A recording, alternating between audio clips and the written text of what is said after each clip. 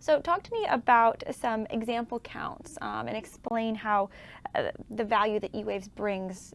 Okay, I think there's a few we can talk about. Probably one of my favorite ones is the very first flash that we issued with version 2.0b was on Verizon.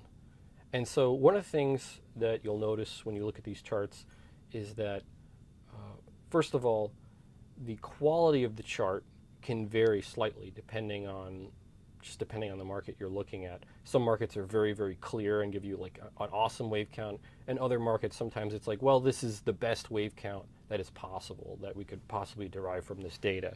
And so you can look at the wave count that eWaves gives you and be like, oh, that's really compelling, I'm going to act on that. Or, okay, this one I'm less certain about, so maybe I'll sit on the sidelines and just watch and see how this plays out. So because we deliver that chart to you as a subscriber, you get to look at that and kind of make your own determination on that.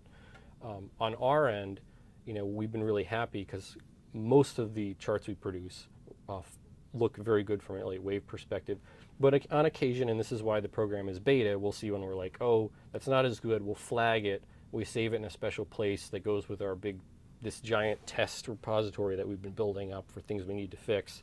But a human does review all of those, and they'll check through them and make sure that everything looks good before it actually gets released out. But the Verizon trade, I think it was a 1-2 pattern. So it was an impulse wave that was forming, and we had C of a flat just kind of finishing up, and so it was a very good opportune time to put out a short recommendation with a stop right at the high of wave 1. And I particularly like that setup just because it always limits your risk.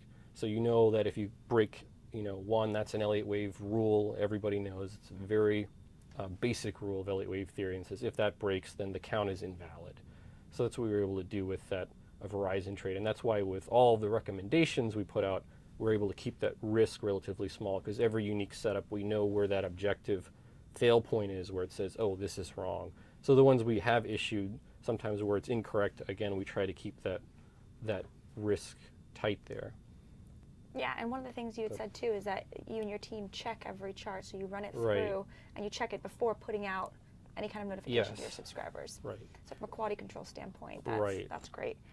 So in terms of timeline-wise, Right. you mentioned being in beta still. When can we expect it to be Yes. out of beta? Right, that's the main thing. Like, you're talking about the quality control, and that's something that, for me, it was just in my mind of what do I call it? Why do I still want to call this beta? And when am I going to take that name off of it? The way I look at it is that when I want to take, there's sort of three stages for eWaves. There's the pre-human stage is what I call it, which is where eWaves is very good.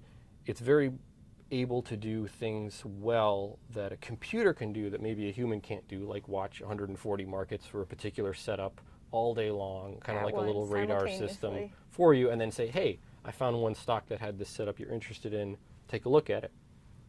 So that's very cool.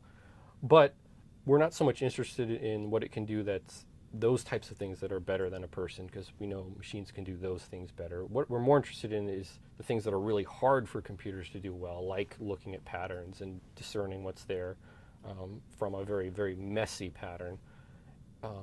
And what we'd like to do is take that part of the program to the point where we can say this is equivalent to a human. So where we can say, okay, or not a human, I should say an expert. Because if you look on some of these Elliott Wave blogs online, you get the wrong impression of what, maybe not the average human. I should say the best humans are experts at the Elliott Wave principle. And I think when we reach that point, which I anticipate we will with version 2.1, because we have a pretty clear idea of what things, the most critical parts of the program are that we need to improve on to get to that level, then I anticipate we'll be to the point where we don't really need a quality control person, because every time we look at something, we're like, you know what, that's the best anybody could have ever labeled that piece of data, as well as getting metrics for how good that is as well. Like the program could deliver the count and also tell you, hey, we think this has a 90% probability or some probability of being correct. So they give you all that information in one with your chart.